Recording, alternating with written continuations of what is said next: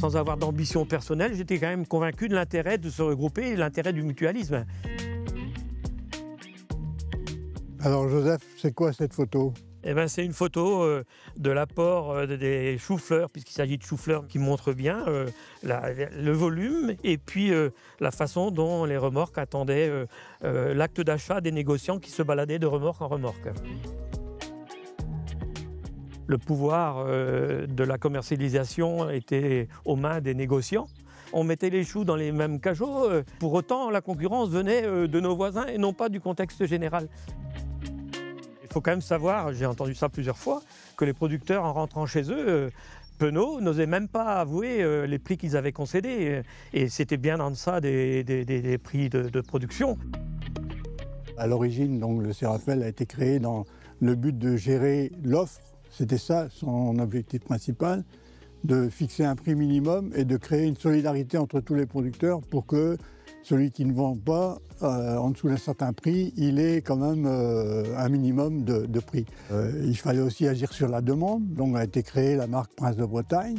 Il y a eu aussi la Britannia Ferries qui à l'époque avait été créée surtout pour le fret.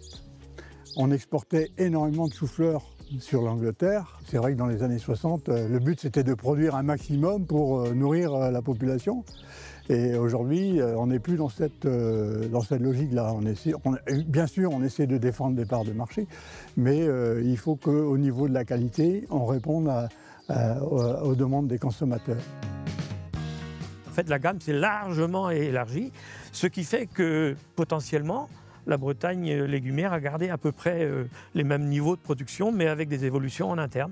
Les exploitations s'agrandissent, donc on a affaire à des producteurs qui sont devenus des chefs d'entreprise qui peuvent avoir aussi des difficultés à se libérer du temps. Il faut que les gens soient conscients que si personne ne s'implique, il n'y aura personne d'autre pour s'impliquer pour eux. Le Serafel, c'est avant tout la vie des sections. On ne gère pas de la même manière la section fraise que de la section chou-fleur, que de la section pommes de terre primeur. Et dans chaque section, il y a un bureau, un président, et tout ça consolidé fait que ça fait le Serafel. C'est vraiment les sections. Si vous leur parlez du Serafel, pour eux, c'était la section produit qui était le lieu où on discute du produit. Et c'est ça qui motivait les producteurs aussi, c'est de la gestion de leurs produits.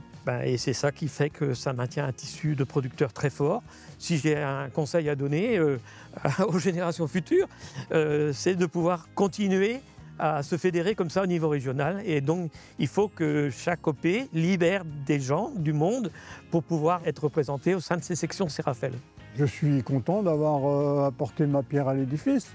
Et avec mon président, ça a bien matché. On avait de la chance, c'était d'avoir une force de frappe très importante qui nous a permis, après, de développer, de partir sur d'autres terrains que la gestion, comme je le disais, uniquement quantitative.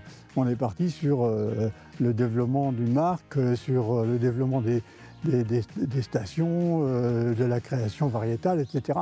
Donc c'est grâce à cette force collective que tout ça s'est mis en place. Incontestablement. De regrets, sûrement pas. En plus, j'étais le premier président qui n'était pas finistérien.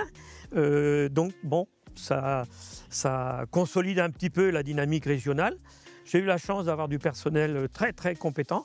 Surtout d'avoir mon épouse, qui pourtant n'était pas du milieu, qui quand même a joué un rôle majeur. Et donc, d'avoir pu libérer du temps parce que j'avais, au niveau de l'acte de production, une équipe crédible. Ça m'a permis de me libérer pour défendre les collègues.